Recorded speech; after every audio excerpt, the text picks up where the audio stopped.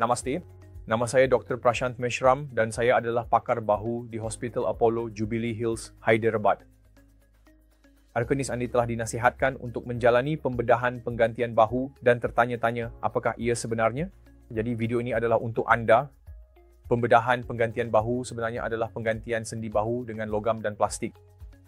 Sama ada anda calon untuk pembedahan bahu atau tidak, jika anda mengalami artritis bahu yang sangat teruk, iaitu rawan pada sendi bahu anda telah rosak, anda telah mengalami kesakitan untuk tempoh yang sangat lama. Kemudian jika seseorang mengalami patah bahu yang sangat teruk dan tidak boleh dibaiki, terutamanya pada usia yang lebih tua, mereka adalah calon yang baik untuk penggantian bahu. Jika seseorang yang menghidap artritis reumatoid atau jika seseorang yang pernah mengalami banyak kali terkehel sebelum ini dan kini telah bertukar menjadi artritis, maka mereka juga adalah calon yang baik untuk pembedahan penggantian bahu. Satu lagi punca utama untuk pembedahan penggantian bahu ialah kecederaan rotator cuff yang telah berlaku untuk tempoh yang sangat lama. Ini adalah kecederaan tendon otot yang biasanya berlaku akibat terjatuh atau sebarang kemalangan tetapi tidak didiagnosis atau terdapat kelewatan dalam rawatan yang akhirnya membawa kepada artritis yang teruk. Jadi, apakah sebenarnya pembedahan penggantian bahu ini? Ia pada asasnya bermaksud bahawa rawan dan tulang sendi bahu yang rosak akan dipotong dan kemudian digantikan dengan logam dan plastik. Oleh kerana permukaan logam dan plastik ini licin dan serasi, iaitu ia benar-benar muat bersama, pergerakan sendi bahu menjadi tanpa rasa sakit.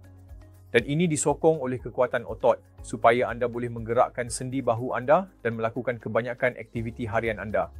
Jadi, bagaimana anda menjalankan pembedahan-pembedahan ini?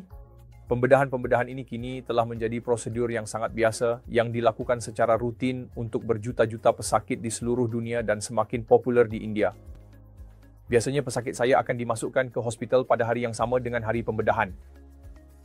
Mereka akan menjalani sesuatu yang dipanggil sebagai anestesia am, di mana anda akan tidur dan apabila anda bangun, pembedahan telah pun selesai. Tempoh masa pembedahan biasanya sekitar 1 hingga 2 jam dan pembedahan ini juga boleh dilakukan di bawah anestesia setempat, yang bermaksud selain anestesia am, kami juga memberikan suntikan di sekitar bahu untuk membuat bahu kebas selama 24 jam.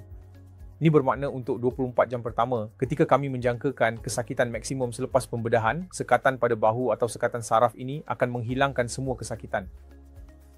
Ini bermakna pembedahan anda akan dilakukan tanpa banyak kesakitan, terutamanya dalam 24 jam pertama. Jadi, untuk 3 jam pertama semasa anda menjalani pembedahan, terdapat satu pasukan lengkap doktor, jururawat dan kaki tangan bilik pembedahan yang menjaga anda.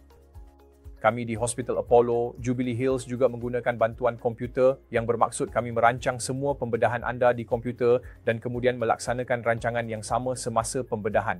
Dan teknologi ini membantu kami melakukan pembedahan dengan sangat-sangat tepat. Jika anda memerlukan bantuan dan panduan kami untuk mendapatkan pembedahan penggantian bahu yang terbaik, sila hubungi kami. Kami di Hospital Apollo Jubilee Hills sedia memastikan anda mendapat penjagaan kesihatan terbaik yang anda perlukan. Terima kasih banyak.